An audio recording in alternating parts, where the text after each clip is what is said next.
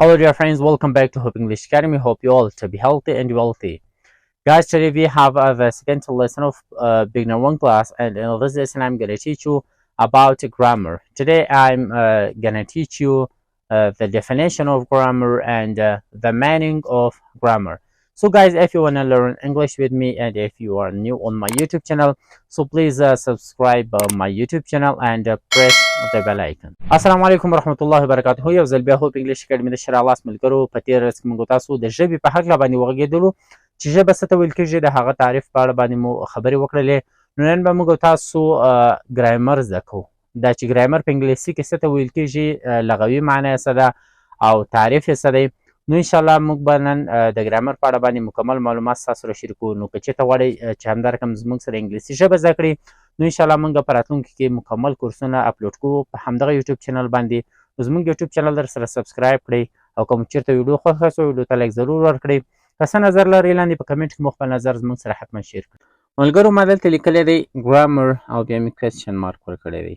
دا مې په پښتو کې هم ګرامر دلته لیکلی دی. نو کوېسچن مارک دا مطلب چې یعنې څه، ګرامر یعنې څه.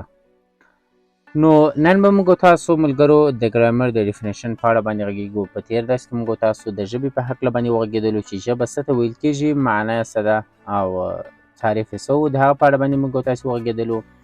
نو نن به موږ تاسو ملګرو انګلیسي هم چې موږ تاسو وایو نو دا هم یوه ژبه ده، خو بیا دغه ژبه کې موږ تاسو یو شی پېژنو هغه چې ډېر مشهوره دی د ګرامر په نامه دی.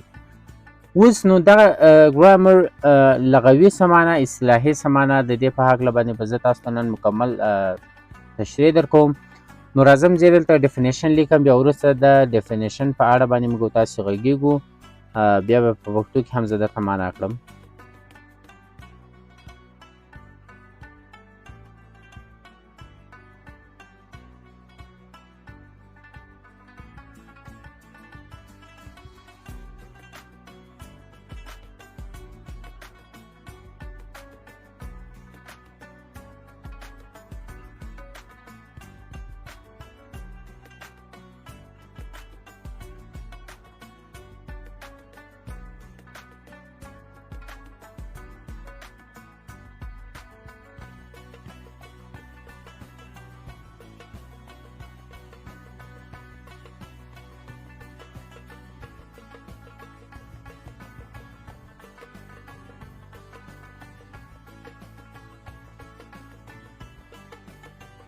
ملګرو موږ تاسو تعریف ولیکلو، دا مکمل تعریف دی.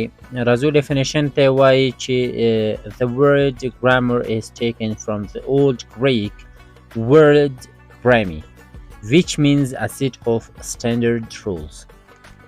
which means a set of standard rules. دغه مکمل تعریف دی. لغوي معنی دا ده چې old Greek word grammy یعنی زوړ لاتیني لفظ څخه اخیستل شوی چې هغه لفظ و grammy. د ګریمي لفظ چې یو معیاري ټولګي قوانینو ته ګریمي ویلې، بیا همداسې خارجیانو د انګلیسي ژبې لپاره د ګرامر لفظ له ګریمي څخه راخیستی دی، چې اوس ګرامر هم د دې معنا ورکوي چې د یو معیاري قوانینو یا اصولو ټولګي ته ګرامر وایي.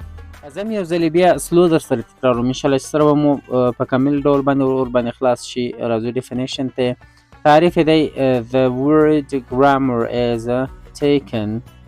the word grammar یعنی د ګرامر لغت is taken اخیستل شوی دی from the old Greek له زوړ لاتیني لفظ څخه word لفظ څخه یا د لغت څخه چې هغه لغت و ګریمي. د دایره مې چې ورباندې راتاوه کړې سور خط باندې مې لیکلی دی.